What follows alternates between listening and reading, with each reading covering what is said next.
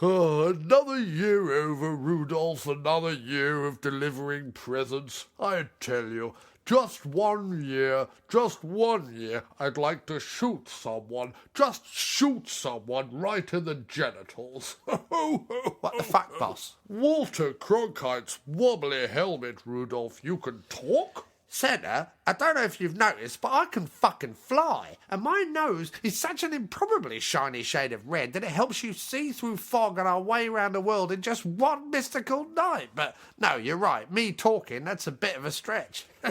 Point taken, Rudy. Keep your antlers on. And don't call me fucking Rudy. You don't hear me calling you Sense, do you? Or Fatso. Okay. Well, touchy for a magical reindeer, aren't you? Sorry, boss, but can we go back to the part where you want to shoot someone in the junk? Well, now, hear me out. For 1,500 years, Rudolph, long before you ever came on the scene, I've basically been a symbol of goodness, kindness, piety, generosity, and benevolence. Every year I've delivered presents to middle, and upper-class kids, mostly white, the world over. And even the poor kids get to learn the heartwarming message that it's not what you get for Christmas, but who you have in your life at Christmas that's important, even if it's an abusive, drug-addled uncle. Or they get to meet Bono and Lenny Henry. So basically, everybody wins. All that goodness can take a toll on a man, and your dreams can turn to an admittedly occasional dark place, like harming one of these selfish human bastards. 1 year, back in 906 AD, I accidentally bumped a child's face with my knee and experienced such an unparalleled sense of euphoria, I damn near soiled my suit. Then this other time, in 1932, I dreamed of breaking a hooker's neck in Detroit. Instead, I just snuck out without paying, but even that was enough joy to fuel me way into the mid-60s. But since around May of 1967, I've just had the strongest urge to shoot someone in the crotch. And no matter how many times I kick one of my dungeon elves or masturbate, the feeling is not going away. I mean, when you weigh up all the good I have done in the world... Sorry, boss, but dungeon elves... Yes, some of my elves make toys, some do my taxes, and some, the uglier ones, mind you, they live in my dungeon and occasionally let me do things to them. I don't think I want to go too much further down that line of questioning, do I, boss? Not unless you like German pornography, Rudolph, no. I still can't believe Santa, the old man who every child looks up to, the icon of giving, the beacon of goodwill, wants to shoot a human being in the bathing suit area. It just doesn't seem right. It wouldn't have to be a nice one. It could be a real shitbag, like someone from the production team behind The Bachelor in Paradise, or someone who uses their car horn in the mistaken and arrogant assumption it will somehow make traffic vanish. Even so. Plus, think about it, it's the perfect crime. Not only am I a highly experienced breaker and enterer, but also 75% of the world population doesn't even believe I exist. And those who do are children who everyone assumes are lying anyway, or the insane, and they eat wallpaper, then watch those programs on daytime television where sarcastic judges, tired with doing any real legal work, insult stupid fat people and the poor. I mean, I could easily shoot 1 or 3 people in the frontal region, and they'd probably just file it under unsolved mystery, or accuse a black teenager of doing it. Either way, I'm off scot-free. Well, I want no part in it, sir, none at all. And if you plan on doing this 1 year on Christmas Eve, then you better hope no fog rolls in, because I'll be staying at home. I thought you'd say that, Rudolph. That's why I intend to take that sneaky shit Prancer and Blitzen, because I have something on him and he wants me not to tell anyone. I can bribe his lazy ass to take me down to Des Moines or somewhere and get the deed done. Santa, you do what you want. I'm just a mere reindeer. Sure, I can fly insane speeds, my nose glows, and I can talk in full sentences, but at the end of the day, it's not like I could stop you. However, and I never thought I'd even ever say this, but Santa, You've really bloody disappointed me. Well, I'm sorry you feel that way, Rudolph. I'm glad you felt safe voicing that opinion to me. I promise not to have it go against you when I'm choosing which one of you gets sent to the glue factory in spring. After all, that Cupid is a right cunt. Oh, well, that was weird. I'm not sure what frequency we were picking up there. Kenneth, look into that for me, will you? Oh, most definitely, Captain. Sorry about that. Now, on Radio Flange Goblet, it's the After Movie Diner, which this week comes from Jaime's Limey Rhymey Time Climbing Restaurant and Grill situated in Minneapolis.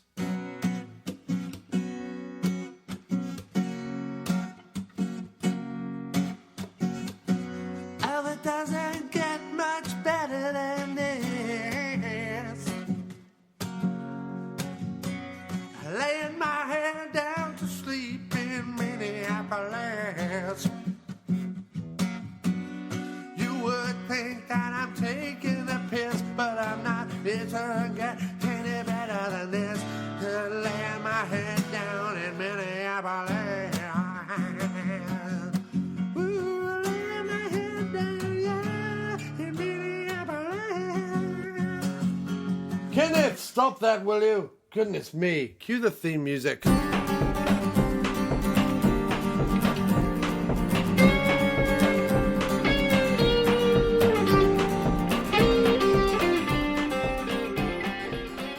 You're listening to the After Movie Diner with your host, Jon Cross.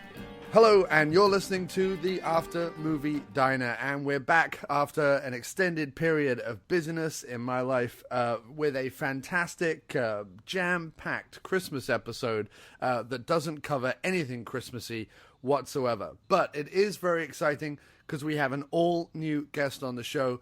Never spoken to this gentleman before outside of Twitter. He is Alex from the Boondoggle Podcast, and I'm going to let Alex explain to all of us listening exactly what the Boondoggle Podcast is. I've listened. You should too. But Alex, tell us why people should listen.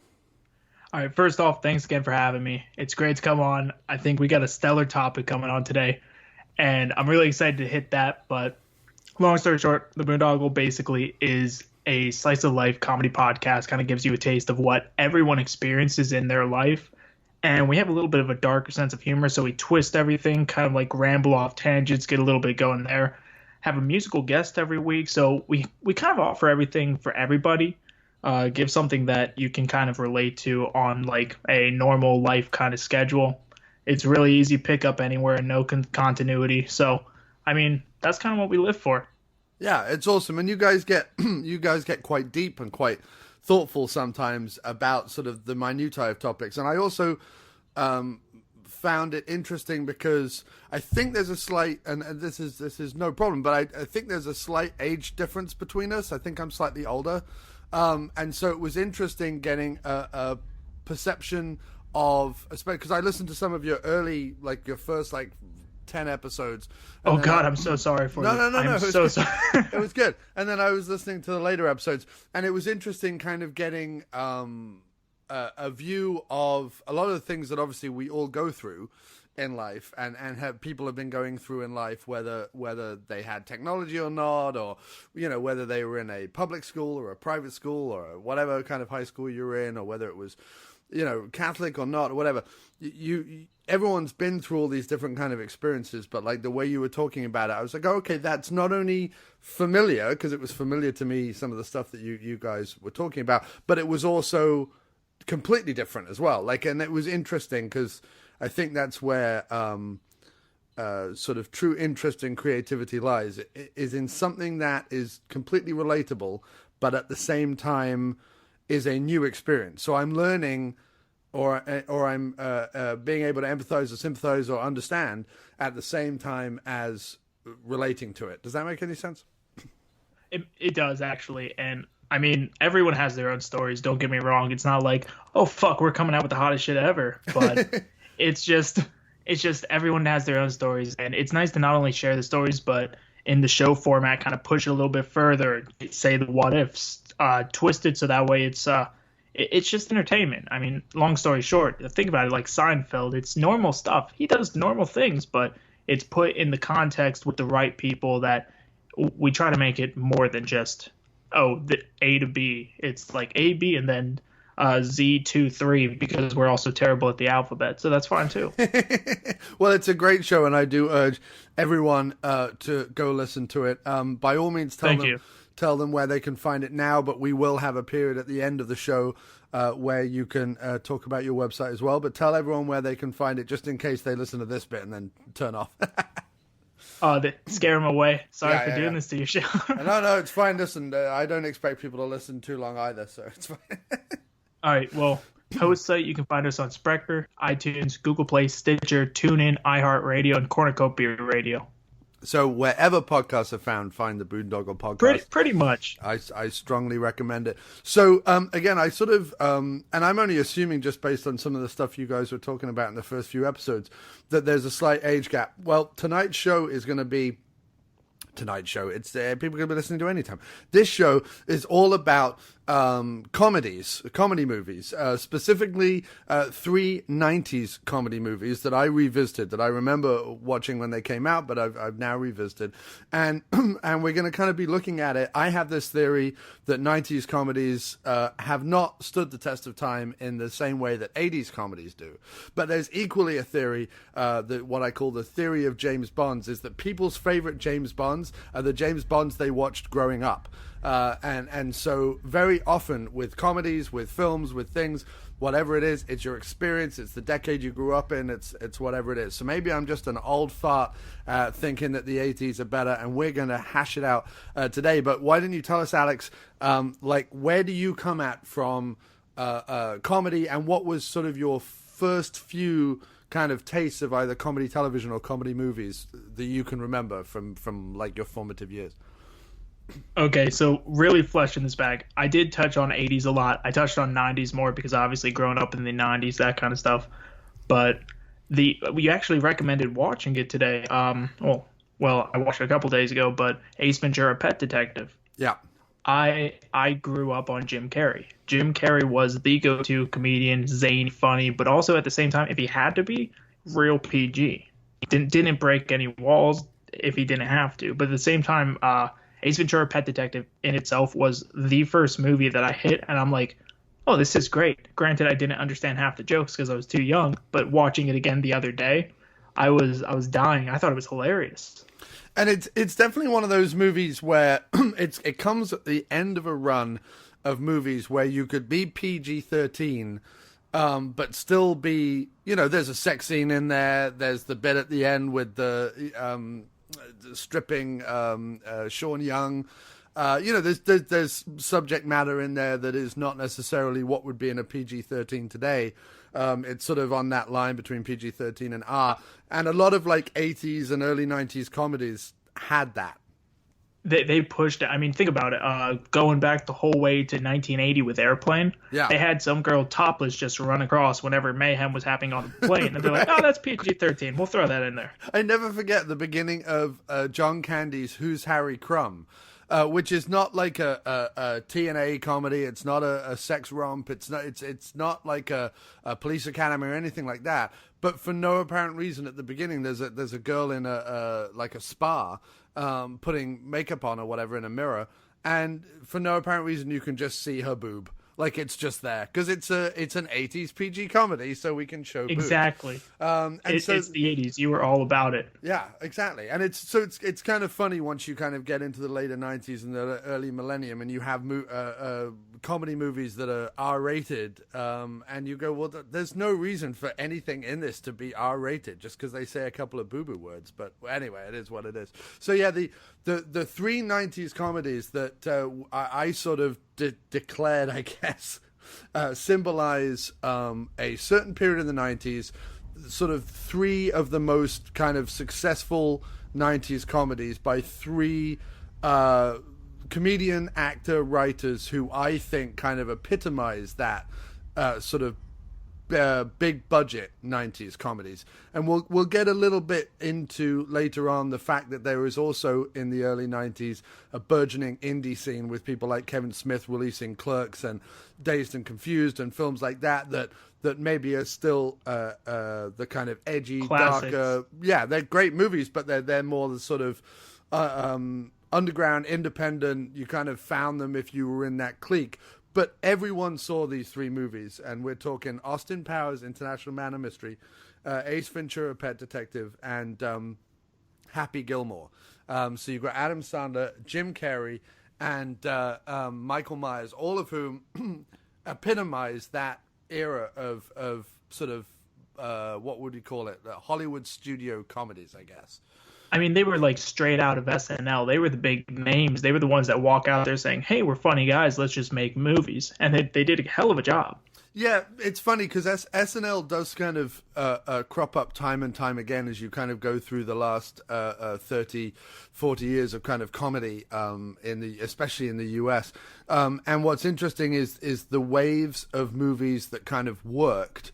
And obviously there's the famous SNL movies that came out, whether it's Pat, the androgynous character, whether it's The Ladies' Man, or some of those films. What's the one? Don't even pass up on Tommy Boy. You got to throw that in there. Coneheads Night and at the stuff. Roxbury, Well, Coneheads. I mean, Tommy Boy to some extent became a kind of favorite later on. Like, no, it wasn't a huge success when it came out, but it certainly became a favorite later on. But there were those SNL failures. But then you've got this wave, and they all start. There's a story that a friend of mine tells, who was working on Airheads at the time with Adam Sandler, and the fact that he would work on Airheads, and then they would go over to the Wayne's World 2 set, because obviously they were all Chris Farley was on the Wayne's World 2 set, and Adam Sandler and Mike Myers and all these people. So like, they all know each other. There's this big wave. It's all this stuff happening, and it's sort of like, it's post Eddie Murphy. It's post the 70s guys. So it's post Bill Murray, Dan Aykroyd, all those guys. It's post the 80s, which is really kind of like Eddie Murphy. Jim Belushi comes out of SNL. Bill Murray was big in the 80s too, so definitely group him in there. Definitely, but he comes out of SNL in the 70s, though. That's all I'm. So then in the 90s, you've got this wave with Mike Myers and Adam Sandler, and then it's not till like the Will Ferrell, Kristen Wiig era, which kind of comes about 10 years later, something like that, about 9 years later, that you kind of get the next wave, I guess, from SNL. I would almost argue though that the 90s was kind of held by Jim Carrey the most, because he had Ace Ventura in 1994. When Nature Calls came out in 1995. The Mask also came out in 1994. Cable Guy 1996. And then Liar Liar 1997. Yeah, he is king of the Hollywood studio comedy. He is the big budget leader, and isn't he like one of the first to make over 10 million a movie or something? Like, he was one of the first guys to have his salary at such a high rate that it became headline news. Yeah, definitely an impressive career, and I'm jealous to him to no extent, and I envy everything he's ever done. So yeah, we have lots of wonderful internet comments and questions and things like that, which we will go to later. But let's start, for people who either haven't seen them or haven't seen them in a long time, let's quickly do like 5 to 10 minutes each on these movies, starting with let's start with Happy Gilmore.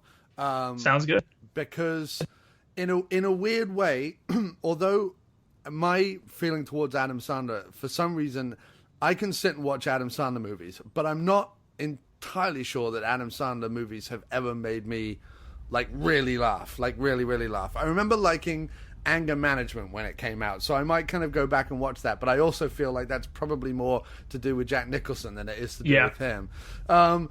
But where did you come, like, with Happy Gilmore and Adam Sandler in general? Are you a fan of his, or was just Happy Gilmore one that you liked at the time, but you never kind of carried on down that Sandler road? I kind of have a love-hate with Adam Sandler. I think it's mostly because once he had kids, he obviously came out and said, hey, I'm trying to make family-friendly movies, and I do respect that. But at the same time, you grew up on Adam Sandler being in the 90s. I mean, Happy Gilmore wasn't exactly one of my top ones. I'd put Big Daddy up there. Even his animated movie for the Hanukkah season, 8 Crazy Nights, was actually one of his better movies. And Happy Gilmore, I played hockey. It was great watching like hockey player going golf. You saw the anger. You saw like him being an actor. It was kind of great. A lot of good moments, but I don't think it really lived up to what he had potential of.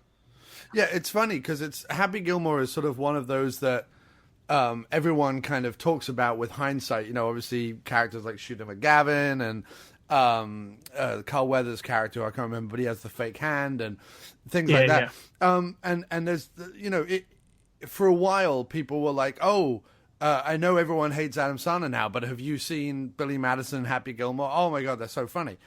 I have to say, rewatching it now, and I don't know when the last time I saw it, but rewatching it in this last week, I was sort of surprised at just how little I found funny anymore. And it's a chuckle. It's a good chuckle. There's the odd moment, and you know, I do love people getting angry and hitting each other, but it does kind of get a little ridiculous at a certain point. And this will tell you a bit more about my sense of humor.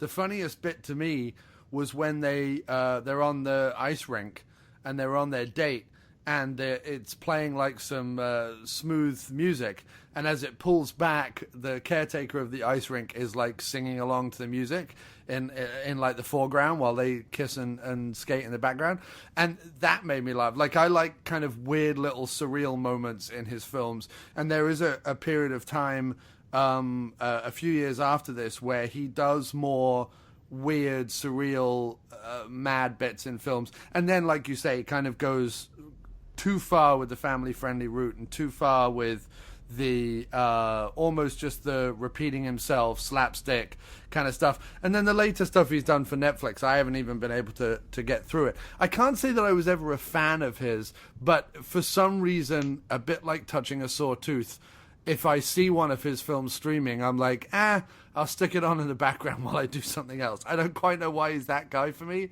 but apparently he is. That's because his Netflix stuff is garbage. Right, the Do-Over was the best one, and it was mostly because David Spade carried it. The Cobbler was terrible. I didn't think that was good at all. I didn't even bother with The Ridiculous Six. And he just keeps pumping movies out. He's like, I'm Adam Sandler. I'll just keep like going at it. But it's just every single person sees him, and the first thing you think of Billy Madison, you think of Happy Gilmore, you think of Big Daddy, you think of the movies that made him him. And he is like, I would almost put him as like a higher up for slapstick comedy, because he had the normal scene, he's all calm and stuff, like Anger Management perfectly portrayed it, where he just flips to 180 and he's angry, and it's funny because it's such a shocking revelation for his character. And I think that's the only thing that was like retribution for him at all. That was the only thing keeping him alive. Yeah, except that I do, you know, the thing that certainly the Adam Sandler films and Ace Ventura have in common, but Adam Sandler does this every single time out the gate, is that he's the, and I understand you've got to have a protagonist, you've got to have a hero, you've got to have someone that the audience are rooting for, but like, he's rarely, even with the whole his short game is no good in golf and da, he's rarely fallible in these movies. Like, he's completely like, he's the hero, everyone loves him, everyone adores him, everyone else on the golf course is a dick. Like, it's because he doesn't have anything redeeming about him, so they're like, let's make everyone else worse, so you have to like this guy. Right, but it's sort of a bit ridiculous. Like, the comedies of that we'll go through kind of talking about from the 80s, I feel, or certainly if you think of someone like a Bill Murray or whatever, like, yes, of course he's the hero, yes, of course he's the protagonist in the movie or whatever it is, but he's also, you know, has a myriad of faults. Like, he feels like a real person. He feels like, you know, he has highs and lows and depths and, you know, he has neuroses and whatever. Whereas, you know, Adam Sandler characters, you go, yeah, well, okay, I have a short temper, but you're going to laugh at the short temper. So it's all right that I go around, like, going crazy, because you're going to laugh at it, because that's kind of the only joke that I've got kind of. Well, that was the whole joke in The Waterboy. Right, that was the exactly. whole Waterboy. He had a short temper. It literally made it a plot point, and you're just like, oh, there he goes off the leash again. That wild goose him. He's wild.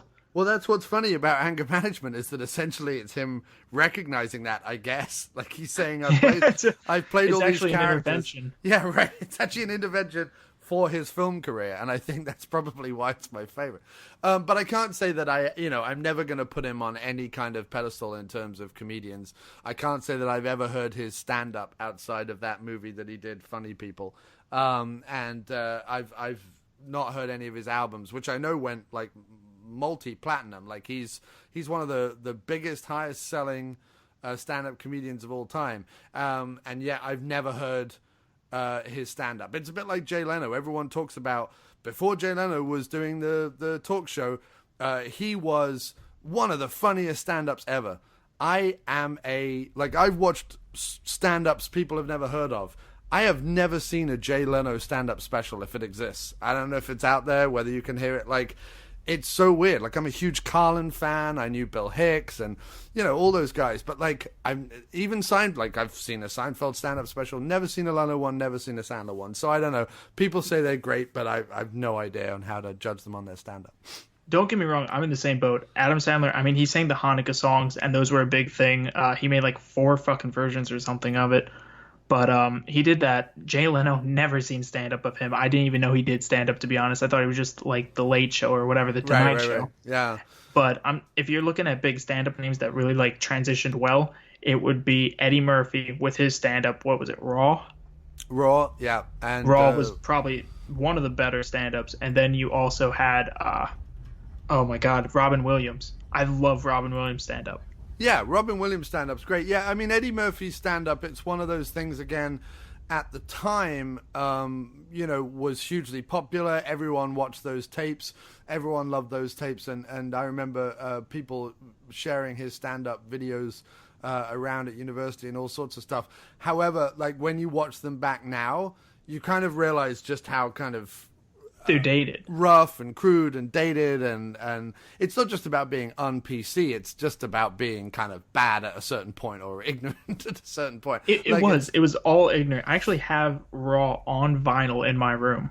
Yeah. I have the vinyl tape and I listened to it, and don't get me wrong, it skips because it's old as hell, but I listened to it and I'm like, this is different. I'm used to him being family friendly, the Haunted Mansion. Yeah, that's what I expect whenever I think of him, and all of a sudden he's just like going off the handle, and I'm like, oh, he has potential. He's a different soul. Yeah, and it's comedy is difficult because when you go back too far, or you go back to things that at the time seemed very edgy and different, now you're kind of going, well, I don't even know. Like, I remember watching some of Richard Pryor's stuff is great, but I remember watching some of the lesser known Richard Pryor stand-ups that were kind of released after his death. I remember watching them going, yeah, I don't really know how he it just didn't, and it wasn't that he was speaking about stuff that I hadn't lived. It was just stuff that I was like, yeah, I don't really get, like, what's a joke about this. Whereas I can listen to Carlin in any decade. It doesn't matter if it's Carlin from the early 70s all the way through to Carlin before he died, and every single set I laugh at, whether it's his silly stuff, political stuff, religious stuff, whatever it is. Like, I laugh at all of it. Like, it's far more all-encompassing for me than some of the other stuff. But anyway, so we've diverted onto stand-up just because that's going to happen.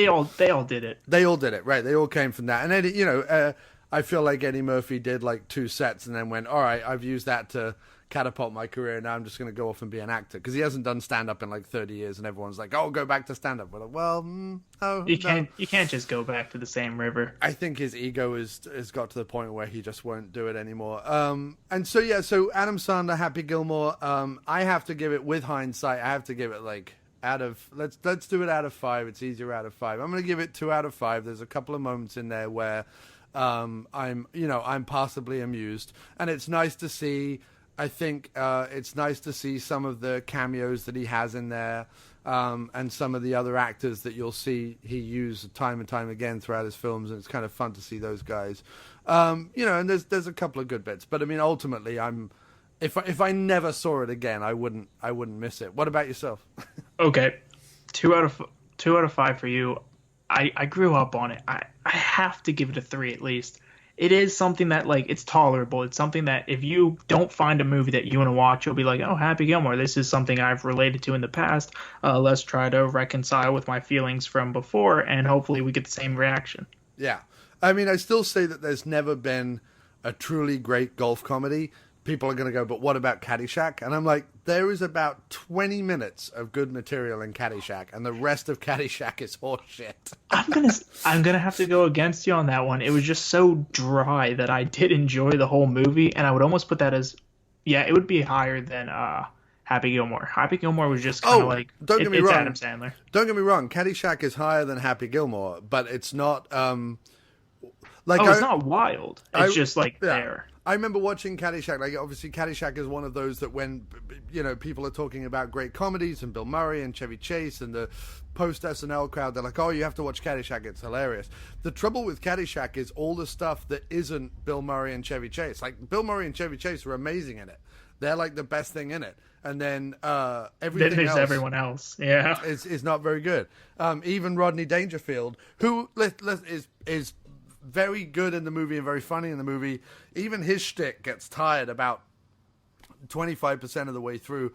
And then the rest of it is all the kid stuff, and the kid stuff is all, it's not quite a sex romp in the way that it's a sex romp, but it's a sex romp. Yeah, it's like it's Fast Times at Ridgemont High on a golf course. Right. It's all the kid stuff, and I have no interest in any. But Bill Murray and Chevy Chase, like, the movie should be about those two guys.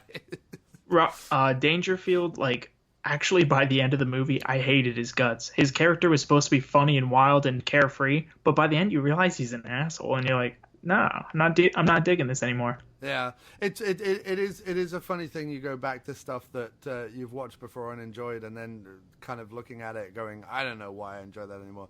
So, Happy Gilmore. I mean, if I have to give... It's a 3. Yeah, if I have to give Sandler props on any films, it's probably like The Wedding Singer has its moments, Anger Management has its moments, and that's about it for me, I think. I quite liked when it came out, Don't Mess with the Zohan, because it was just so ridiculously stupid. It was. And I liked the fact that he did something that was just balls to the wall, completely stupid. But that hasn't aged well either. None of his stuff ages well. It just kind of like goes in the vault. It sits there, and you might check it out again. Yeah. So that was Happy Gilmore. Then we watched. Let's go on to Ace Ventura, which I think is probably going to be the most divisive one between the two of us, because I think for you it's a movie that means a lot more to you. I think just from your comments. It's a must see. Yeah. It's a must see. Than to me. So. My history with Ace Ventura very quickly was, I remember it being a VHS that I watched probably somewhere in my mid to late teens. And I remember it was before Jim Carrey was a household name. And I remember just kind of watching it and being like, oh, wow, this is something different. He's, weird and wonderful, and he's doing voices and pulling faces and da-da-da-da-da. And, that's very... He was a bit like a more structured, I guess, or more polished Jim Varney from the Ernest movies. Yeah. But so it wasn't something that you totally hadn't seen before, but it was certainly something new and fresh, and everyone I knew at the time was being like, alrighty then. Like, everyone was doing that when that movie came out. I still do it. It's like, it's still in there. You tuck it in there, all right? You can't forget that. Like Einhorn tucked it back, yeah. Oh, God. That shouldn't have been a PG-13 movie. You have some good sequences in there and so on. It's... another one like Happy Gilmore, hadn't seen it probably in at least a decade, if not longer. And putting it back on, obviously the shtick is not going to feel as fresh as it did the first time you see it. Like, the shtick is going to feel a little overdone at this point, just because you've seen him do it in other films. Secondly, I didn't really have, like yourself, I didn't have any nostalgia for the film. Like, it was a movie that came out and I watched at the time, and Jim Carrey became a thing with, like you say, Liar Liar and The Mask and The Truman Show and other films like that, and he became a big deal for that kind of decade. And I remember sort of very quickly leaping off the Carey train and being like, okay, a couple of movies were fine, but I'm not sure I can watch this all the time. So there was certain... I didn't have any kind of like nostalgia love for it. So watching it this time, the shtick gets tired for me.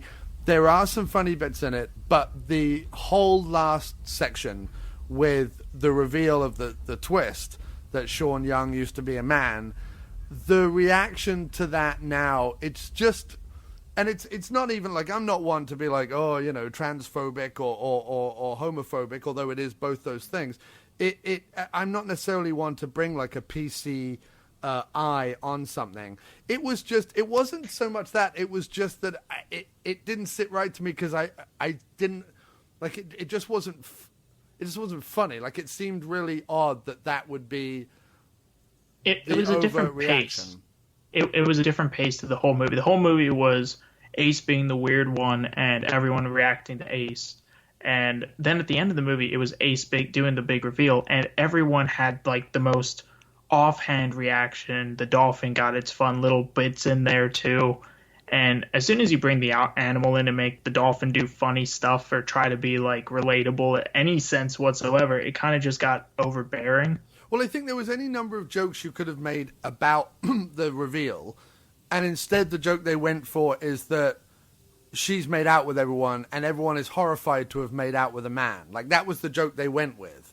So that everyone's like spitting or chewing gum or whatever it is. And it's like, well, there's any number of jokes you could have made about it, especially the way she had been with everyone in the past, you know, when everyone just thought she was a regular Einhorn. But like, it just sits really weird at the end of the movie. Like, it's meant to be this big laugh, ha ha ha ha ha.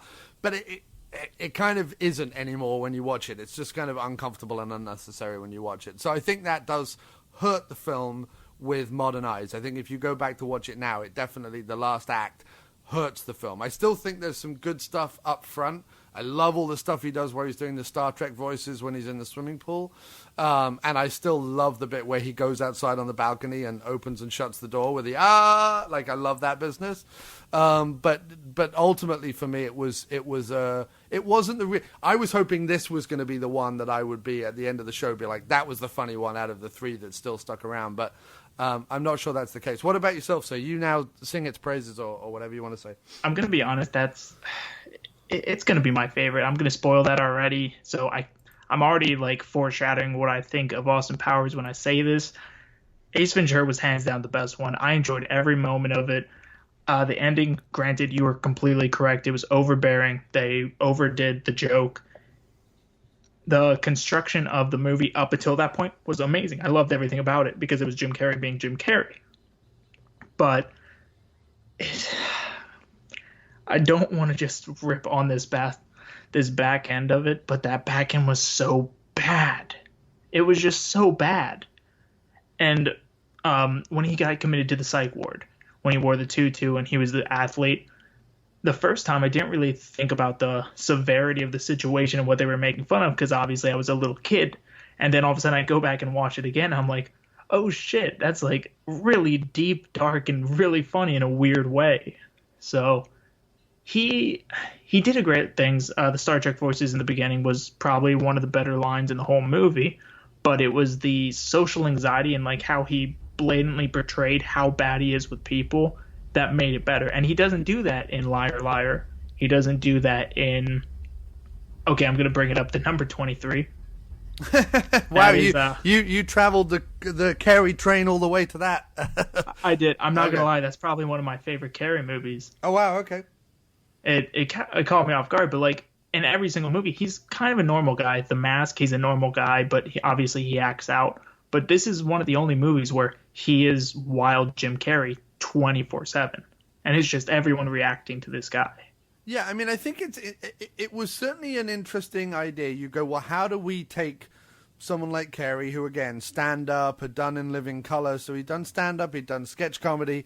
Like, how do we take his shtick and put it in a movie, right? Like, there weren't movies around that would necessarily hold that until something like The Mask comes along. But even then, you're just like, well, what do we do? So it's interesting that you come up with a character like Ace Ventura, who it's definitely in the long line of characters, whether it's Fletch, whether it's Jim Belushi in the K-9 movies, whether it's Whoopi Goldberg in Jumpin' Jack Flash, or whatever it is. Like those characters where it's a mystery movie, it's a whodunit movie,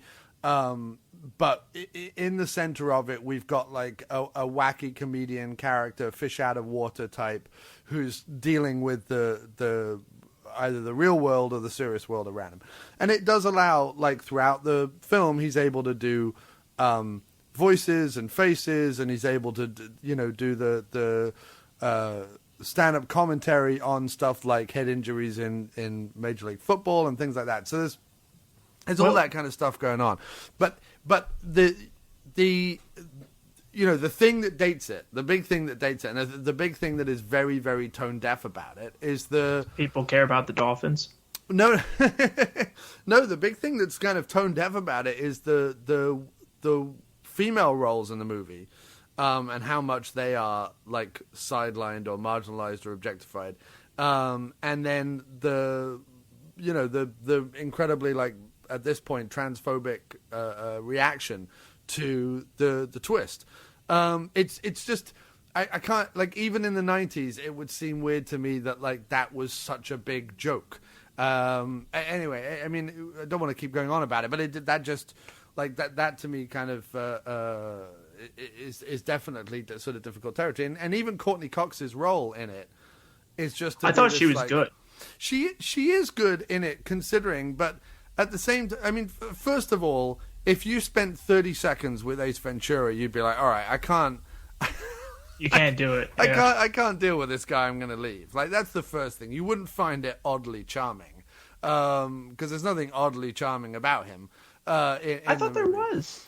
Nah, I mean, not to me. I would find him utterly irritating after about 10 minutes. And I know all the characters do at the beginning, and they kind of warm to him, but there isn't enough humanity in that character, I think, to really, even the animal thing. You'd think the fact that he loved and cared for and nurtured for animals would be an emotional linchpin in the movie that you could kind of go, well, yeah, okay, he's not good with humans, but, like, he's really good with animals and stuff. But, like, even that isn't played up for any kind of emotive reason. It's just what he does in order to, like, facilitate the movie, I guess.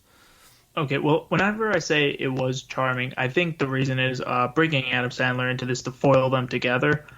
Adam Sandler's whole stick is get angry. And what comes at yelling, punching, screaming, and, like, vulgarity. But with Ace Ventura or Jim Carrey's character, what comes of being crazy is unpredictable. And that's whenever it branches out to, like, the comedic genius of being able to do other things. And I think that's what I found so charming about the character, was because, I mean, the voices, a million voices in one kind of thing, where he was a jack of all trades in every single situation. And even though the script did him a ton of justice, where he came up with on-the-spot, like, reactions, witty humor, and I think that's what actually propelled his character to be so likable.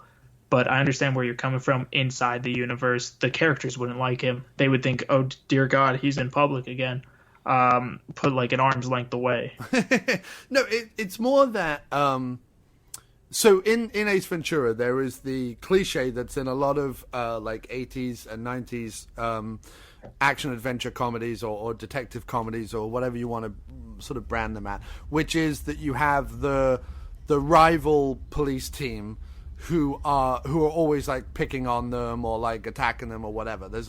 I don't know if you've ever seen it, but, like, the Emilio Estevez Charlie Sheen film Men at Work, there's, like, rival garbage men who are, like, they want to be like the A squad, but I mean, that's literally like Will Ferrell, Mark Wahlberg, the other guys. Right. But yeah, I mean, it goes way back. But essentially, the idea is that the lead guy that we're following is the cool one that we all want to be, and the kind of miserable, grumpy sidekicks are the ones that are trying to foil his every move and fail. And with normally in that situation, the leading guys are, they're cool, they're laid back, they're relaxed, they have their little stuff, and they have maybe, like, quips or whatever, but they're not like full of themselves. They're not normally, like, egotistical. But in Ace, like Bill Murray in Stripes. Right. he's not egotistical. He doesn't think like he's the greatest thing ever. He's just a laid back, devil may care, guy with a quip for everything. But he doesn't think like he's the greatest thing ever. Whereas there are certain scenes in Ace Ventura, especially when he's trying to get the better of the police force, where it's all about like, I am the shit. Like, there is no one better than me. And that's what knocks the charm off for me, because it's not about the fact that he's right anymore, even though he is right about the clues. It's just the fact that he A, knows he's right, B, shows off the fact that he knows that he's right, and C, takes sort of such delight in it that you kind of go, well, I get it. I get what you're doing. I get the cliche. I get where it came from. I get the whole thing. But like, ultimately, that's what, as I said, lacks some of the charm of someone like a Bill Murray or Tom Hanks in Dragnet or whatever. Like, or Fletch even. Fletch is, very laid back, is always right, takes no prisoners. But at the same time, it doesn't come across as sort of like arrogant or egotistical. Do you know what I mean? Well, I mean, playing devil's advocate a little bit to it. Of course, go right ahead. Yeah, when he's talking to Courtney Cox's character, well, that's fun to say. Anyways, when he's talking to her, he explains like about the ring. He's like, "This is missing. This is exactly where it came from. We need to find this." And he's just straightforward about it with a little bit of charm. But when it comes to the police force, I think the reason why he's all up in their face is because it's kind of like a big stick policy where it's like, "Hey, I have the answer, but if you're going to attack me on this, I'm going to put you back in your place." Yeah, no, and I do get that about it. I just mean, there was something about it for me where I'm like, it could have just been written in a way where it didn't come across quite so self-aggrandizing, I guess. It's very comparable, weirdly enough, to the way that both Downey Jr. and Cumberbatch played Sherlock Holmes in their various different ways, in the sense that Sherlock Holmes was never written as a character who's just like, I am the greatest thing ever. He happens to be, and he happens to be aware of the fact that he has a gift that other people don't have, but he's never arrogant or swanky or egotistical with it. But the way Cumberbatch and Downey Jr. play the thing, or rather the way it's written in those two things, and the thing that it gets wrong about Sherlock Holmes is the fact that not only are they the greatest thing ever, but they rub it in everyone's faces and they walk around like they own the joint. And it's just a bit like, that character isn't meant to be that way, and in a way, it's the thing that kind of turns me off a little bit about it, and certainly with this rewatch. But again, as I say, it's going to be one of those things where those movies hit me at a sweet spot when I was like 17, 18, young and dumb, and therefore I was probably, and so with hindsight, watching them now, almost pushing 40, it's just not going to do the same thing for me. So I completely take that it's unfair of me to kind of sit there and rip on the movie. If there's someone who's discovering the movie for the first time, they're going to have fun with it up until the last act. All right, so hit me with that Roman thumb. Out of 5, what do you give it? Well, it certainly has more laughs in it than Happy Gilmore, so I have to go higher than Happy Gilmore. I'll go 3 out of 5 with it. I was going to go 2.5, but I'll go 3 out of 5 with it. Oh, you're killing me. I feel like everything you say, I'm just going to like put 1 on top of it, but I'm giving it a 4. That's fine, man. That's fine. And like I say, I've always said whenever I started this show, this is not a movie podcast that tells people how to think or states that my opinion is better than anyone else's or your opinion is better than anyone else's. Everyone can have their opinion and everyone likes what they like. And I love to hear impassioned defenses of stuff that I don't like, in the same way that I like to be passionate about stuff that I do to people who might not feel the same way. and the show by saying, I'm going to kick your ass. Yeah, right. We're the one show that hasn't done a fucking Star Wars episode, and there's a reason for that. But go ahead, dude. I was just gonna say I still haven't seen it, and I need to so bad. It'll probably be tomorrow. It'll be the next day. I swear. I keep putting it off. It's like laundry. I still haven't seen Rogue One, so don't worry about it. I'm way behind. Ooh, you're missing the best. It's not my franchise, dude. Not my thing. Fair enough. It's all good. No. I mean, I don't have any like strong opinions either way. It's just not my thing. And with a movie coming out every single year now, I'm just like, yeah, I'm not going to catch up on those. So the last movie then is Austin Powers International Man of Mystery. And I will tell you this, that going in to rewatching these three movies, this was the movie that I had thought with hindsight, because again, haven't watched it in a decade. Haven't watched any of the Austin Powers probably in a decade. And my memory of the movie was like, this is going to be the one that proves my point. This is going to be the one that doesn't stand up. This is going to be the one that is no longer funny. And this is the one that I'm going to have the biggest problem with, because I thought that this was very much of its time. I'm going to say that I had a different opinion coming out of it, but let's go to you. When was the first time you saw Austin Powers, and what's your overall feeling? Did you go with the sequels? Do you like it? What was your thing? Okay, so by how you preface that, we're going to have a little bit of a different view on this one. Of course, it's fine. That's good. I remember it in hindsight being hilarious. The shotgun of the movies, like, it was the best thing I've ever seen. And I went back and watched it exactly yesterday. And I watched it, and obviously the cliche, the parody of the spy who's the sex symbol. It's like the James Bond, but he's British and just wild and crazy. And it's, don't get me wrong, Mike Myers is great. But watching it again, it was actually, except for maybe two or three parts, it was painful to me. It was overbearing at times. The jokes, maybe it's because I've remembered these jokes for year after year after year, and in my mind, how those jokes kind of flash back in your head. I think it was just like oversaturated, that it wasn't standing up for me. It was just, I was watching it and kind of remembering watching it, but International Man of Mystery did not hold up. And then I went on and watched The Spy Who Shagged Me, and that didn't hold up either. And then I watched Goldmember, and I'm like, why did I just spend 6 hours today? What am I doing with my life? So I'm interested. A lot of people often see Austin Powers as more or less a Bond parody, and there is certainly a lot of Bond stuff in there. In fact, I was just watching the other night the documentary on Bond, Everything or Nothing, and Mike Myers crops up in that saying, Bond was a family favorite in our household. A lot of Austin Powers is clearly based on James Bond, etc., etc. And it is to some extent. Mike Myers is from British parents who ended up moving to Canada, and then he himself obviously came down to America. But he grew up with, Monty Python and Peter Sellers.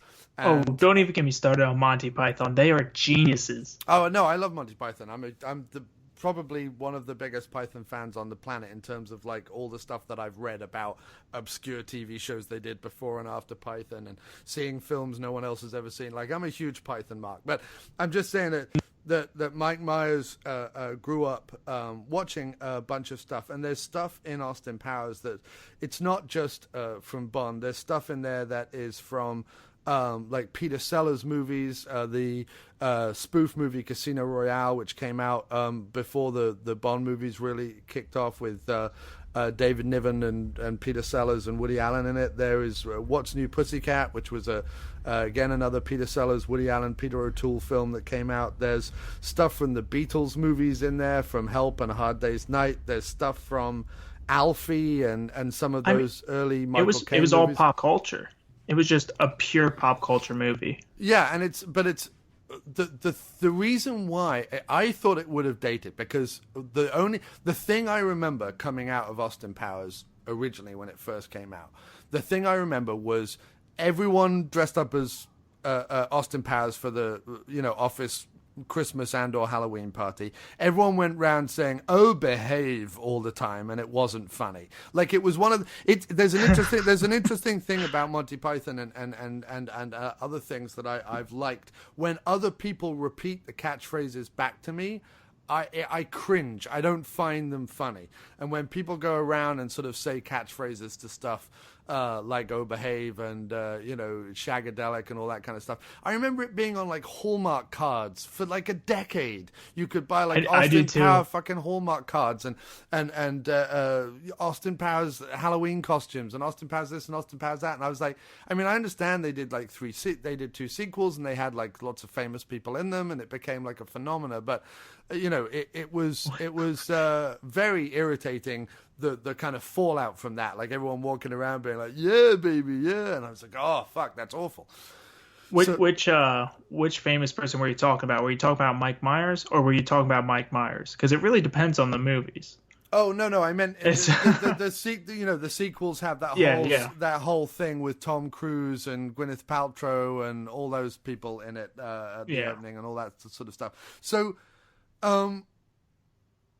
I thought going back into it this time that Austin Powers would be the one that I would be like, yeah, I knew it. 90s comedies are crap. The interesting thing about it, though, is because enough time has passed and because it's not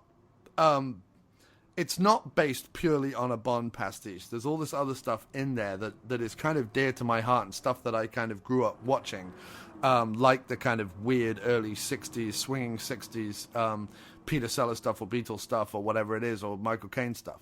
That weirdly it hasn't aged in the way that Ace Ventura has aged or Happy Gilmore has aged. Like I feel like those two movies have aged, whereas I feel like Austin Powers, because it's set in the 60s and the 90s, but it's not set in a realistic 90s and it's not even set in a realistic 60s. So it sort of exists out of time, and therefore it hadn't aged because of that.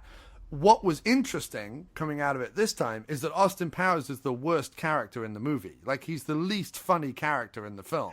He actually is. He really is. He has, like, 2 or 3 good moments. Like, the bit where he says, Carney's very small hands smell of cabbage. Like, that's fantastic. But, like, apart from that, most of what he says about trying to get what's her name into bed? I forget her name off the top of my head. She's disgustingly hot. But Elizabeth Hurley. She's atrocious actress, though. She cannot act her way out of a bag, and she just makes me cringe the whole film. I'm just like, oh, get someone who can deliver a line properly. But like the Dr. Evil character is still funny. Like, I don't know how it's possible that he's still funny, because I would have thought that he wasn't funny, but he's still funny.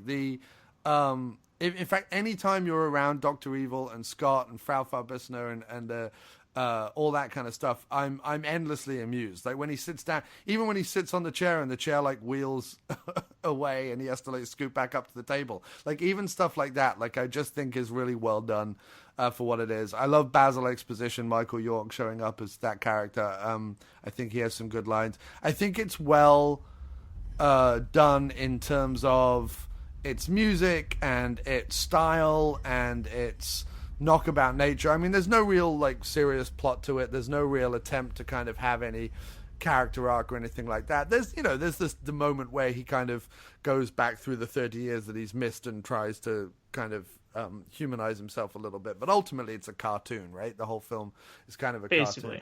But I actually, of the 3 movies that I rewatched, this was the one I had the most fun with. This was the one I laughed the most at. Not all of it. It has huge faults, and there's, like a lot of Mike Myers' stuff, even like Wayne's World, there's a tendency to just repeat the same gags over and over again.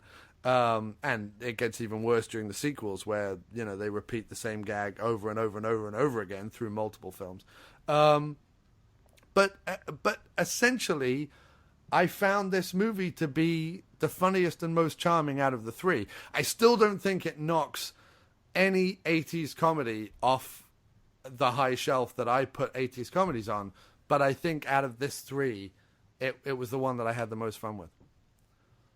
I'm going to have to put it as the least fun. I'm just going to throw it down there that, granted, okay, Mike Myers, charming. Vanessa, what's her name? Oh my God. We just spoke about Elizabeth Hurley. That's how memorable she was. Yeah. Her being in there was actually better than Mike Myers, which was horrible to say, and I feel bad for him. But the whole movie, the only fun that I found in it was how cliche it was. How it was exactly pop culture. If you took a picture of the 70s and you said, pick out everything 70s in this, it was in that movie. So it was nice seeing that. It was like kind of like a time capsule shoved in there, but it wasn't an accurate time capsule. Like someone messed with it somewhere along the lines, but it was still charming. But that was the only thing that I found that was remotely attractive about this movie. Everything else was it was bland. Like the catchphrases like "oh, behave" and all that stuff, it was overplayed in society. So whenever you watch the movie, you're just like, Jesus, I heard it one more time. Oh my God. Yeah, no, completely. The catchphrases don't hold up at all, and they are the most irritating thing about it. Although I will say this one thing. Out of the three movies, in terms of sexual politics, even though the character is trying to shag everything that moves, this movie has the best sexual drinking politics scene out of the three of them. In terms of the fact that Elizabeth Hurley's character is not a pushover. Elizabeth Hurley character is made to be an intelligent agent that handles weaponry and knows what Austin is about. Like, the joke is on Austin. The joke is not on the women. Whereas in both Happy Gilmore, Julie Bones' character essentially is there to be won over by Happy Gilmore, ogled by Happy Gilmore. There's even a dream sequence where she's in lingerie twice. Like, there's no character there in terms of what she's playing, and same with kind of Courtney Cox. And even though I think Julie Bowen and Courtney Cox are fine in the respective roles, it's no comment on them acting wise. The sexual politics of both those films is not particularly informed. And I'm not saying that Austin Powers is like the most informed, feminist liberal movie. I'm not an idiot, but like there is a certain thing that it's commenting on.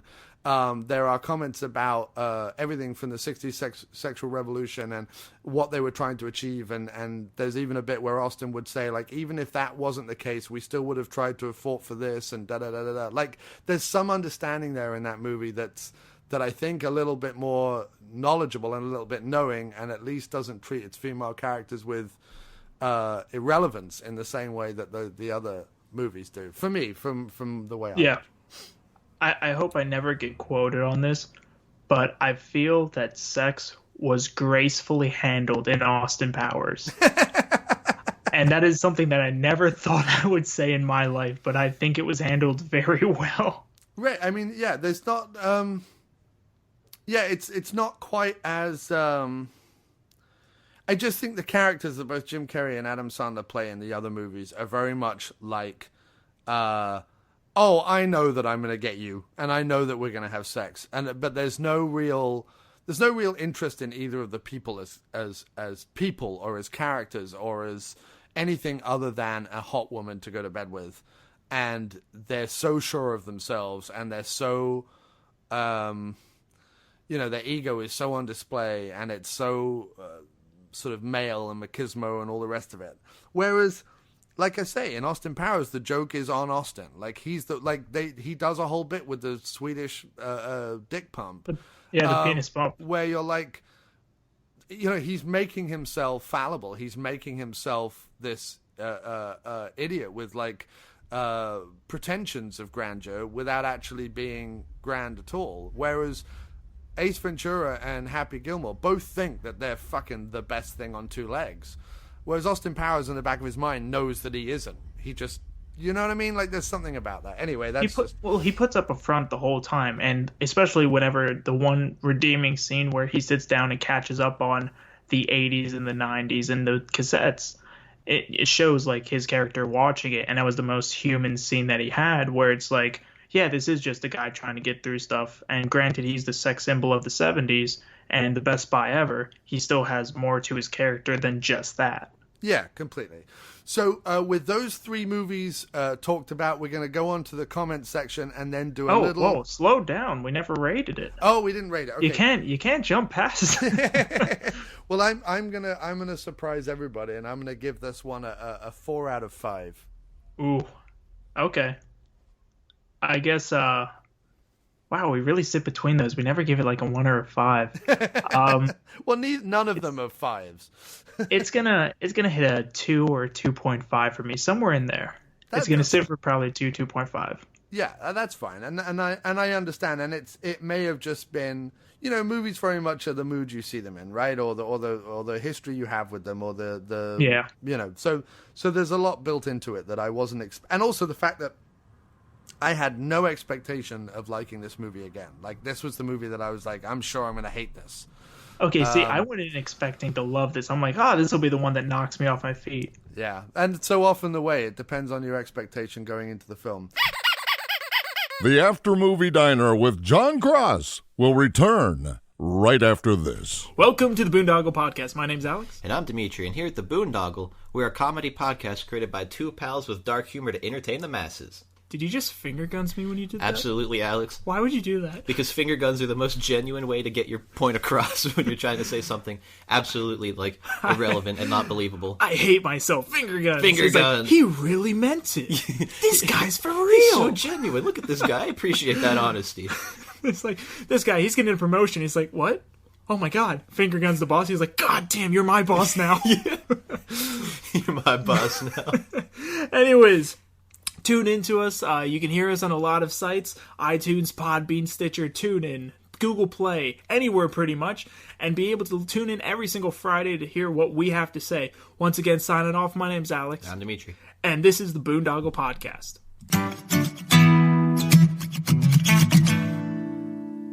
Some brands offer you low finance, or cashback, or servicing. Renault don't do ors.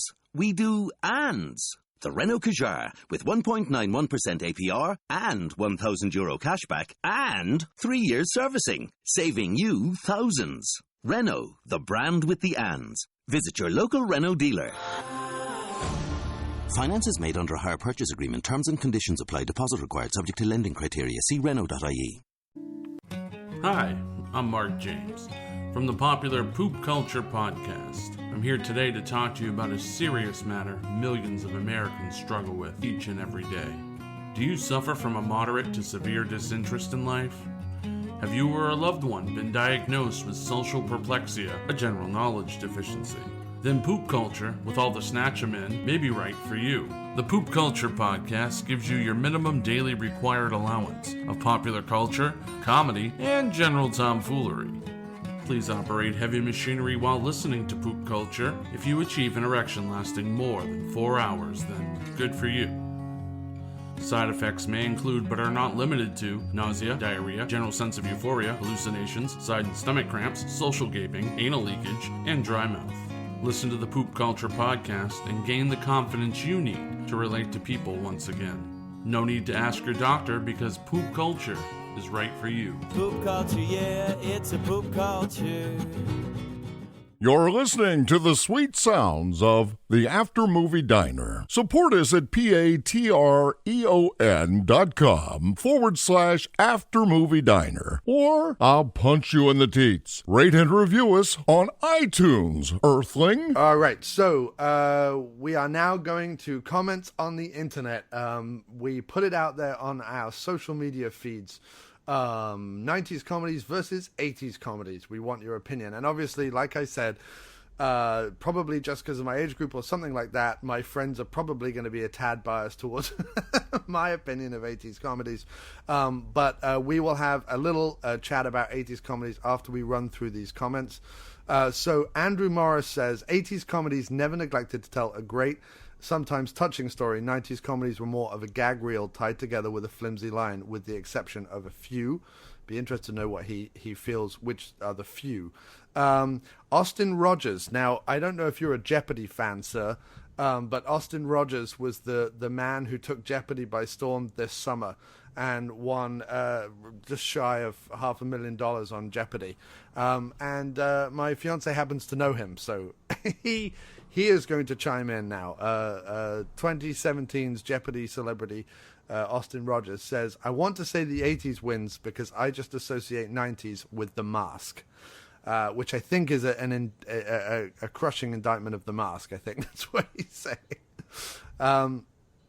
So Tim Gross from Gross Movie Reviews and from the Bloodbath and Boomstick podcast, he says Hot Dog the Movie, end of conversation. Are you aware of Hot Dog the Movie, sir, from the 80s? Not a clue. As soon as you said that, I've been listening. I was like, yeah, okay, I see where they're coming from. And then all of a sudden, hot dog. I was like, what? Sorry, excuse me? Hot Dog the movie, that's kind of a joke from Tim. It's an 80s sex romp set at a ski school. Yeah, that's his kind That's of the most 80s thing I've ever heard. Yeah. It's Hot Dog the movie. It's kind of great and kind of awful at the same time, but it's worth a watch. Josh Stewart says, I'd probably go with the 80s overall, but last night I watched European Vacation, and I don't know if I'll ever be able to laugh again. He says, I basically stopped laughing as soon as John Astin and Paul Bartel exited the picture. Clark turned from an asshole, bad husband, father in the first movie to a specially designed, stupid actions machine in European, and I just couldn't take it.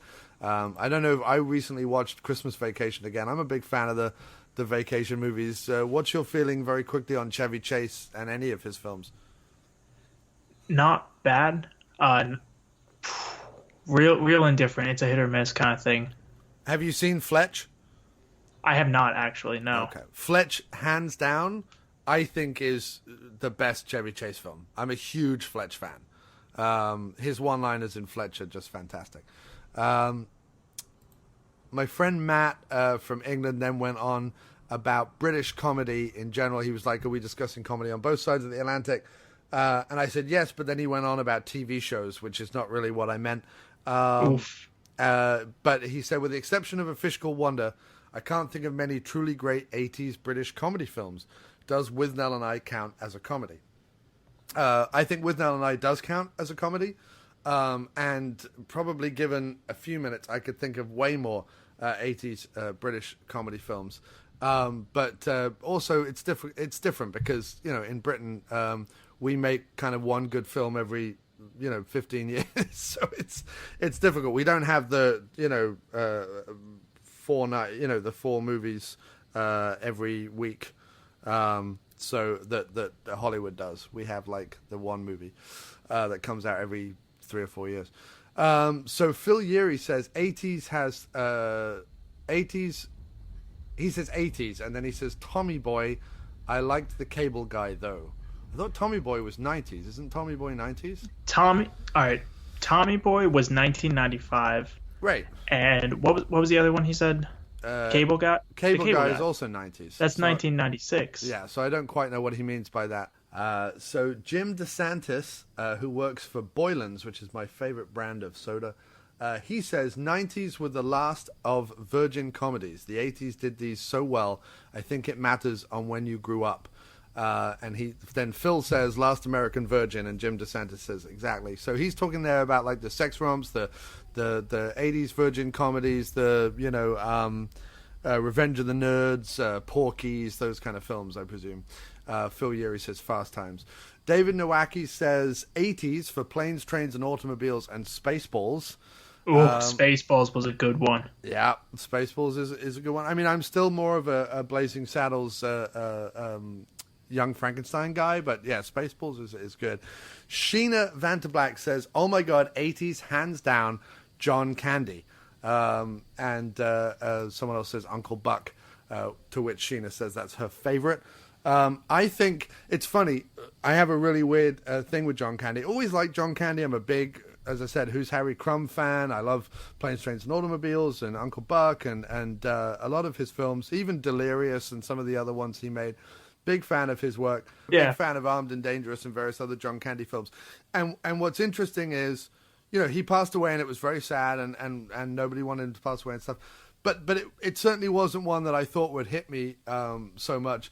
But every time I've seen him lately on the TV, whether he crops up in an old TV rerun or whether it crops up in a movie, and he did like cameos in, like he's got a cameo in Home Alone that was playing the other day, and he's the guy who helps the mum get back in Home Alone, and that was on our TV the other day. Every time I see John Candy on the TV now, for some reason there's something in me that goes, fuck, we need John Candy. Where the fuck is John Candy? Like if John Candy was around, things would be okay. Like I don't know why he's become that guy for me, but he's become that guy for me. Man dug up John Candy, says it was for a podcast. Right, exactly. Yeah. Man found hovering around John Candy's grave with a shovel, was saying, no, you don't understand, we need him back. Michael D. Stewart says, there are good ones and bad ones in both decades, though my personal preference tends towards 80s comedies. Then Phil and Sheena go on and they're having a conversation about Uncle Buck, which the best bit in Uncle Buck is when he says his what does he say? His 5 cents, go down the street and have a rat gnaw that thing off your face when he's talking to the high school principal. That's probably my favorite bit. Justin Sane says all entertainment in the 90s was worse. And then Kim, and I'm kind of siding with him on that one. Kimberly, my fiance, says 80s because of John Candy, to which Sheena clearly is now her best friend because they're both big John Candy fans. And then Kiva, who writes for the Diner website, sometimes says, I like 80s because it gave me gems like Coming to America, Trading Places, Summer School, Summer Rental, Funny Farm, The Money Pit. The list is endless. But it's probably because I was born in the 80s. Going back to my theory that it's often to do when you first... It's like Doctor Who or any of them. Like, whatever was your formative experience with those things is kind of, I think, where you end up going, I think. So we have a few individual comments as well about the 3 films we were talking about. So Pedro Osmond says, I always preferred Billy Madison to Happy Gilmore. It depends really on the sort of comedy the film contains. If it's fart jokes and such, then no, they don't hold up because they haven't changed in 20 years. And then what else do we have? Andrew O'Dowd says, same, but it also applies to 80s comedies. Recent viewings of Stripes, Ghostbusters, and Groundhog Day bear this out. Meaning that he rewatched Stripes, Ghostbusters, and Groundhog Day, even though Groundhog Day was the 90s. 1993. Yeah. He said he watched those movies and they don't stand up for him. He said Stripes... Ooh, really? Yeah, he said Stripes and Groundhog Day, he said, I didn't find particularly funny the first time round. Ghostbusters was mildly amusing, the Rick Moranis bits being the highlights. But after seeing it again a few weeks ago, it seemed a bit rubbish. I don't even understand how that's possible. Ghostbusters is like probably top 5 80s comedies, if not comedies of all time. Ghostbusters follows very shortly in one of my favorite movies of all time behind Back to the Future. Back to the Future is another great one. Another great 90s. Or 80s, sorry, 80s. 85. Andrew O'Dowd then says, with regards to 90s comedies, I've never found Adam Sandler remotely funny. People said to me, you just haven't seen the right film. I've forced myself to watch quite a few, and without exception, they've all been dire. Austin Powers, the character is funnier than the movies, which I completely disagree with. I think the movies are funnier than that character. It's the exact opposite. He also goes on about being a Carry On fan. I don't know, are you aware of the Carry On movies that were made in England in like the 60s and 70s? Honestly, other than a few Monty Pythons, Flying Circus, that kind of stuff, and Doctor Who, I don't really touch British comedy too much. Yeah, well, Carry-Ons are sort of... they were sex romps before 80s sex romps were a thing. They're kind of like sort of mildly, very mildly titillating with like ugly British people in it. Perfect. It's and slapstick and stuff like that. So I'll tell you what, I'm going to read out a few more of these at the end because otherwise people are going to get sick and tired of the sound of my voice. So let's talk a little bit about 80s movies very quickly before we wrap this up. What for you, sir? I want to roll up my sleeves because I've been sitting here with like a loaded one on my chest right now, just waiting to like shoot because do it. I've been sitting here the whole time. I read it all on Twitter, just waiting, twiddling my thumbs like the time is coming. And I'm going to tell you that 90s beats 80s. Okay, you have to give me 4 examples. No, just give me an example. The list. Okay. Oh, great. Give me the list then. How does 90s beat 80s for you? Okay, I'm going to just read everything. Granted, some of these bleed from originating in the 80s, such as The Naked Gun. I'm not going to deny Leslie Nielsen's hilarious. But let's go. Home Alone 1990, Home Alone 2, Lost in New York 1992, My Cousin Vizzy 1992, Wayne's World 1992, Groundhog Day 1993, Robin Hood, Men in Tights 1993, Dumb and Dumber 1994, Ace Ventura Pet Detective 1994, Ace Ventura When Nature Calls 1995, The Mask 1994, The Naked Gun 33 and a half 1994, Clerks 1994, Billy Madison 1995, Tommy Boy 1995, The Cable Guy 1996, Happy Gilmore 1996, Austin Powers 97 and 99 depending on which one you watch, Liar Liar 97, Men in Black 97, personal favorite, Orgasmo. Have you ever seen that? Yeah, I have. Yeah. Love that movie. 97. Big Lebowski. 98. There's Something About Mary. 98. Rush Hour. 98. Half Baked. 98. Waterboy. 98. Wedding Singer. 98. Office Space. Personal classic. 1999. American Pie. 1999. And if you really want to wrap it in, South Park. Bigger, Longer, and Uncut. 1999. So out of that list, from my personal opinion, the only ones that you listed that I would even consider in terms of like comedies that will long outlast the decade that they were made in would be Clerks, The Big Lebowski, and Office Space. Those three, I would say, are genuinely funny classic films. I think that a lot of the other list comes down to complete personal opinion, and I totally get it. And That's fair. And there was certainly, from the years you were rattling off and stuff like that, there are certainly movies in the night. There are certainly a lot of comedy movies that came out in the 90s. It was certainly a decade in which there was a lot of heavy hitters at the time in comedy. It's sort of the premise that I kind of based the episode on was the fact that it certainly was the decade of like the big studio comedy. A lot of the ones you mentioned weren't necessarily unknown to people. They were sort of they were the main ones. Big mainstream studio films. And like we said a little bit at the beginning, and we don't really have time to delve too deep into it, but like there were the Clerks, the Chasing Amy's, the Dazed and Confused, Linklater, Kevin Smith, a little bit in Tarantino's films, a little bit in the Coen brothers films. Like there was comedies in the 90s. And it's not that there weren't great, because Office Space, hands down, that is a fantastic film, should last a long time. The Big Lebowski, one of my favorites, endlessly watchable, endlessly funny. I think American Pie goes on that as well, because, I mean, not the rest of the franchise. Everything else is terrible, but the first one was amazing. And I think, again, that has a lot to do with my friend Mo, who is a huge 80s sex romp fan, is now, like, screaming in anger because he's the American Pie series, because they borrow so heavily and they're so based on those their 80s counterparts. He cannot abide them, cannot stand them. Well, I mean that's like saying you don't watch How I Met Your Mother because it plays so hard off of Friends, that kind of thing. Right. I mean, I don't watch How I Watch Your Mother because fair enough. Thing, but I know what you mean. And look, there are certain times to say that. I think that it is, of course, all subjective, and it does all, I think, come down to kind of, like I say, when those films hit you in the sweet spot.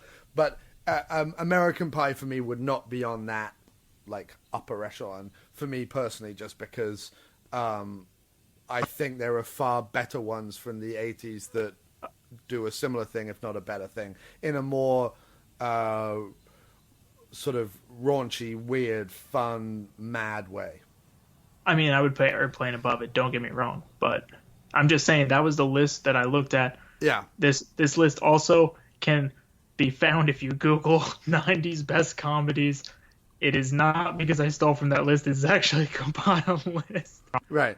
But I mean, have to defend myself on that. Of course. No, I understand. But then, I would argue in terms of quality over quantity. But I would say in the 80s you get quality and quantity. And I would say that you get far better mileage and far more classic films. I think it's more about the films we'll all be watching in 50 years. Will they come from, like, in terms of comedies? Will they come from the 80s or will they come from the 90s? And I think that films like, whether it's the vacation movies, whether it's the Fletch movies, whether it's the Three Amigos, Good Morning Vietnam, The Breakfast Club, Princess Bride, Who's Harry Crumb, Uncle Buck, See No Evil, Hear No Evil, The Burbs, Bill and Ted, Back to the Future, Caddyshack, Naked Gun, the original, Midnight Run, The Great Outdoors, Coming to America, Big, Beetlejuice, like you name it. Those movies are going to be around for decades and decades and decades. Like they are entrenched favorites. One that slides by every now and then. I know it's a big name, but it slides by. Who Framed Roger Rabbit, 1988. Right, another classic that I think is going to be around a lot longer in terms of people's rewatchability and in terms of people's conversation about film and stuff like that. Now, there is another argument to say that, maybe in 10 years' time, when we're 10 years further away from the 90s films, that some sort of nostalgia, because, as I said, if you were a kid in the 80s and you saw a lot of these things for the first time, Gremlins or whatever it was, you saw that stuff for the first time when it came out, that's going to stick with you. But if you were a kid in the 90s, then a lot of the stuff you saw, so maybe when those guys sort of 10 years from now, maybe suddenly there'll be a big wave of 90s nostalgia, I don't know. But I still claim that in terms of the franchises the 80s started, the one-offs that the 80s started, the actors in the 80s, the films in the 80s, I still say that there are more classics, that they are genuinely funnier, and that they will live long past their decade, more so than 90s comedies, and even and certainly more so than 70s comedies. I mean, there's a lot of great comedies in the 60s and 70s, but not one of them I think has lasted in the way that something like a Ghostbusters will, or a Caddyshack will, or an Airplane will. I think that the 80s was a sort of golden age of comedy, and I think it also has a lot to do with what we were talking about a bit at the beginning as well, with the whole PG-13, which, most families allowed their children from a very early age to watch a PG or a PG-13 film, as they were called over here. And yet they really pushed the envelope. Like you say, I saw stuff when I was 8 and 9 that you would never get away with showing an 8 and 9. An 8 and 9-year-old these days is still watching Pixar films. You know what I mean? And that's not a big attack on Pixar. Pixar totally, in the way that the Muppets. Oh, I still watch it. Of course, no. In the way that I always say it like this, in the way that the Muppets were in the 80s, in other words, they were for kids, but they had a lot of adult humor and a lot of adult character and a lot of charm and all the rest of it, and an adult message. I think Pixar films are to the millennium. I think that's definitely the way I look at them, and I love the Muppets, and I'm a big fan of a lot of the Pixar films. But I just mean, in terms of what 8 and 9-year-olds are watching these days, they're not even watching Adam Sandler movies. You know what I mean? They're still very infantilized in terms of what they go and watch. They're either watching the big budget action adventure, Star Wars or Lord of the Rings or whatever. I don't even know if people take kids to Lord of the Rings. Maybe they do. I don't know. But they're either watching those big films, but they're not seeing the content that we saw when we were 8 or 9 and watching movies that now would be an R, if not an NC-17. Agreed. And even though, I'm going to side with the 90s, I already voiced that, but whenever you look at the 80s and the 90s, realistically, I do think, in an unbiased opinion, there's going to be both. It's going to be both. It's like the Jets and the Sharks kind of fighting at it. They're both the same thing, kind of, whenever it verges together, that there's gems in both, and if you just sift out the rest of the stuff, a lot of these are going to carry on. Ghostbusters and Back to the Future clearly have carried on. Yeah. But you also see Men in Black that has carried on more than people think it has. Office Space carries on. I would put in Wayne's World and Groundhog Day too, but that's just me. But both sides of the coin have good stuff. The 80s were phenomenal. The 90s were great. It's just all, to be honest, lumped together. It's good. There's no, think of it this way. Turn on TV, you go to comedies. These are just blended together. You don't look, fucking 90s, skip. You're going to watch all of it. Yeah, and there is certainly, the golden age doesn't end. It's not 89 happens, ends, and then everything after it is crap. It's like whiskey. It's 87. What a year. Right. But I still make the claim, and again, all due to personal opinion and personal experience, but I still make the claim that, in the future, it'll be the 80s comedies that people will go back to time and time again. But again, that might just be my generation. I might go, I don't know, but I could walk up to a 20-year-old on the street right now and say who was in Ghostbusters, and they might not even know. So I mean, I'm not in touch with, what an 18-year-old is watching in 2017. So I don't know. I'm from the 90s, and I don't even think I know. Like, whatever they're watching, I have no idea what's hip with the kids anymore. Right. And I think if all you've grown up with is, Lord of the Rings and Marvel movies and Star Wars movies, I'm not even sure what your sense of humor is, Not a bad choice on those. Really not bad. No, but they're good movies, but it's not necessarily been a rich vein of comedy. Like, one of the last like really truly great comedies was Anchorman. Like, that was sort of the last like truly great one. There's been some other good ones that have come out since, of course, from the Will Ferrell and crowd, but like they haven't got any better than Anchorman in terms of those like post SNL people. Jason Sudeikis and those guys who came out of SNL afterwards have not done anything. I think that some of the Wes Anderson stuff with like Life Aquatic and Rushmore with Bill Murray in is very funny, but it's kind of very dry, weird comedy. It's not for the masses. And a lot of the comedy that's coming out is just like, hey, we're a bunch of dudes and we're going to get drunk and fall over. Or, hey, we're a bunch of women and we're going to get drunk and fall over. Like, there's no, I don't know, there's not, some of the funniest things we've seen in movies in the last 10 years have been in Marvel movies because of Robert Downey Jr. or because of, the joke in Avengers with Thor and the Hulk or whatever. Like, they're the jokes we're seeing, and we're not kind of seeing these comedies made for the sake of being comedies in the same way anymore, I don't think. Like, I'm gonna add off of that. I'm gonna branch off of that. The Marvel movies, I'm a huge Marvel fan, diehard, but the comedy is just lighthearted. It's for the offset. It's not supposed to be funny. It's just supposed to be like, oh, this is such a serious moment. Let's ease it up a little bit because no one wants to be too serious. But then flash back to probably one of my favorite things in the world is the scene in The Naked Gun when they're walking to the next room and Leslie Nielsen walks off the set around the wall into the next room and no one says a thing about it. Yeah. I thought that was just so clever, so funny. I was dying when I was watching it, and just that dry sense of humor doesn't seem to be very prominent in what comes out today. Yeah, it's comedy these days doesn't know kind of what it's doing, and I think a lot of it is to do with the fact that the studios just aren't making like $20 million pictures anymore, or even $10 million pictures anymore. They're making $300 million movies or like $1 million movies. There isn't that market for the kind of mid-budget. Like, most comedies are mid-budget, so that those movies just aren't really being made in the same way that they were before. They used to be the studio's bread and butter. Like, all the stuff you listed off in the 90s and the stuff I talked about in the 80s, that they were all huge earners for the studio. Because they're made for a moderate budget, and they normally at least double that in returns, if not triple it in some cases.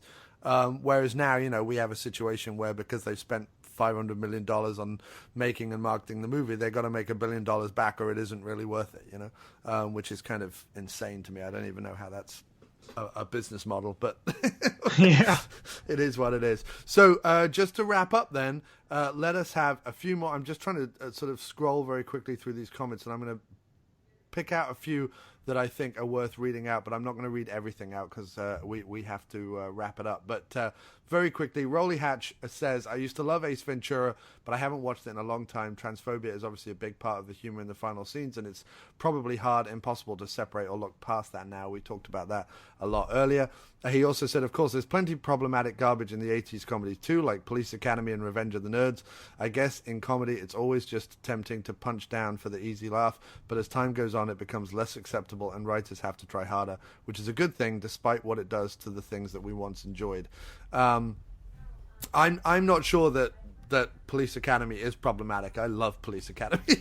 That's actually, no, I do. I know exactly that one comment exactly to a T is what I was thinking. It's like Police Academy is great, but there's some parts in it where it is problematic. I do see issues in it, and yeah, especially when they dress Hightower up as a woman. That's probably the most problematic thing, I would imagine. Well, whenever they send him to the gay bar and told him the party was there, and they go in and have to slow dance with the guys, and then they come back, it's like, well, did you stop the party? No party, nothing, and just sat down, didn't say a word.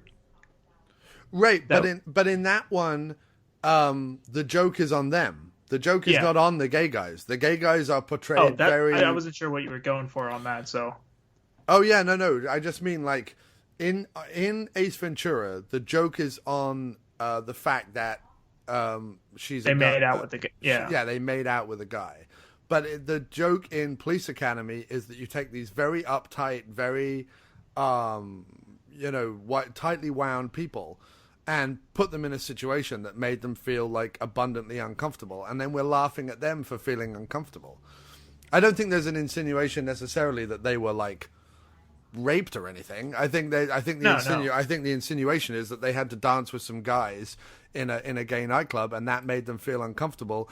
And everyone's laughing not at the fact that the people are gay, but laughing at the fact that they were made uncomfortable by the fact. So, while yes, stereotypical guys wearing leather caps in a gay bar called the Blue Oyster or whatever might be a cliche, I don't think they're laughing at the fact that they're gay. Well, it's like the Ace Ventura. You laugh at the fact that they made out with a guy kind of thing. Like the same reason you're making fun of like their slow dancing with a guy. Yeah. But I see both sides of it. Don't get me wrong. Sure. Yeah. Okay, so Dean Garman said, I watched Ace with the kids the other week and found it mildly amusing, but nothing like back in the day. Also watched Beverly Hills Ninja with the kids, and we all loved it. Have you seen that with Chris Farley, Beverly Hills Ninja? I think I've seen it a long time ago, but that's something that I have to trek back on. He also says, watch Billy Madison and turned it off after about 30 minutes and absolutely loved it when it first came out. As for Ghostbusters, watched that the other day before last. Never gets old. Still love Stripes and Groundhog Day, as I always have done. Andrew Buckley says, I watched all these again recently and they really don't hold up. They just seem stupid. Yet Ace Ventura was one of my favorite movies for years. However, when I watch comedies from the 80s like Airplane, Caddyshack, Bill and Ted, Beetlejuice, Beverly Hills Cop, Gremlins, Revenge of the Nerds, Weird Science, etc., they still hold up. I think comedies of the 90s went after the low-hanging fruit. It wasn't smart comedy, it was stupid comedy that made us laugh. The best jokes are those that are well constructed because they hold up. Watching Austin Powers pee when he gets defrosted is funny at first, second, and maybe third time, but then it's not funny anymore. Bill Murray reciting his Dalai Lama bit in Caddyshack is hilarious every damn time. So he's probably, I wouldn't necessarily go that harsh on 90s comedies, but he's definitely probably more in my ballpark, I guess. But anyone who wants to read or see any more of these comments, as there are a lot, and I thank everyone who responded. We love feedback on the show, so it seemed to be a conversation that sparked huge opinions and huge conversations all around the place. Do check out our Facebook group, which is over at facebook.com/groups/After Movie Diner. So do check that out over there. So we didn't just get feedback on Twitter and Facebook. We also got an email at our email address, hello@aftermoviediner.com. That's hello@aftermoviediner.com. Or aftermoviediner@gmail.com if you prefer. And it was from Juice Kelly, or Justin Juice Kelly from Juice in the Morning podcast. And he writes, both of these movies I've seen probably over 100 times, referring to Ace Ventura and Happy Gilmore. They have some of the best quotable lines of all time, and anyone who disagrees didn't enjoy the 90s. These movies of the 90s formed a lot of what I looked for in a comedy. I'm also of the unpopular opinion that Ace Ventura 2 was better than the original as well. Keep doing what you're doing, and alrighty then. And that was from Justin Juice Kelly of Juice in the Morning podcast. Check out that show on iTunes and all the places where podcasts are found. Alex, do you have any final words to say, sir, on any of the subjects that we have brought up before we wrap this episode up? Still going to say Austin Powers International Man of Mystery was a horrible movie. But other than that, thanks again for having me. It was actually a total joy to be able to sit down and talk movies for a little bit. And especially, it was fun doing the prep for this, like sitting down and watching these movies again. Granted, some of these didn't hit me how they used to. Right. It was still a good time to sit down and watch and really evaluate the acting, the actual setting, instead of just taking it for granted. Yeah, well, I had an absolute great conversation. I'm really glad you came on the show. I hope you will come back on the show, and I hope that others from our podcast group on Twitter come on the show. Thanks very much. It was awesome. Please tell everyone again where they can find the Boondoggle Podcast. All right, once again, you can find it on Spreaker, iTunes, Google Play, Stitcher, TuneIn, iHeartRadio, and even Cornucopia Radio. So pretty much just float around and just type it in. I mean, it's not really a very commonly used word. So actually, I think it was a movie back in the 80s, Boondoggle. I think it was. I'm gonna try. Or was it now. 70s, 60s? Now you got me trying to Google search it. Let's just type in the word. I have not seen it come. I've not seen a movie come up. Let's see. Boondoggle. Boondoggle was a movie in 1999. Yep, that's the one. Never saw it, never heard of it. So shows how much they actually held up. Right, exactly. See, Kind of like the podcast. another 90s movie that has done nothing for anybody. Anyway, with that, man, thanks ever so much for being on the show. All the very best in your podcasting endeavors, and take care. Have a good night. Yep. Thanks again. Thanks for having me. Oh, did he go? Oh, yeah. Here we go.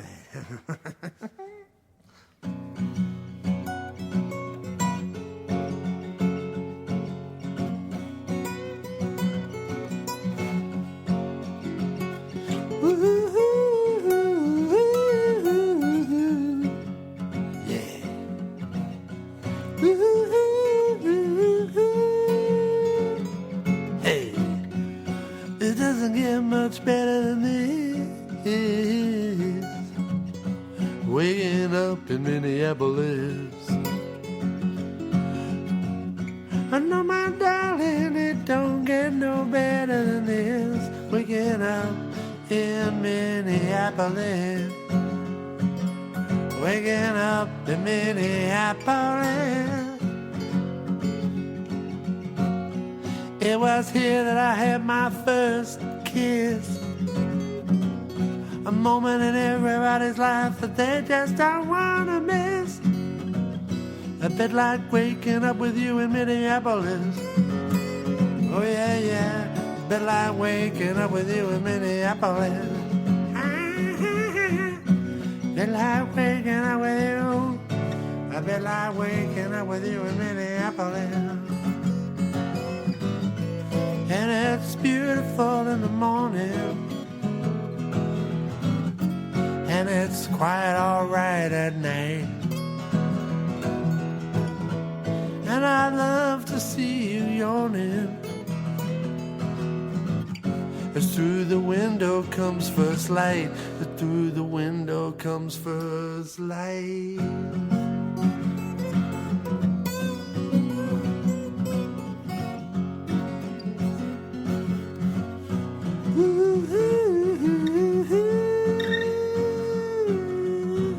Down here the heat pipes, they just hiss. Here in Minneapolis, it don't get much better than this. Down here in Minneapolis, I would be remiss if I didn't sing about a Minneapolis. It was here that I had my first kiss. Yeah, yeah, yeah, yeah. That's the kind of life event you just don't want to miss. Ooh, Minneapolis blues. Yeah. That showed him.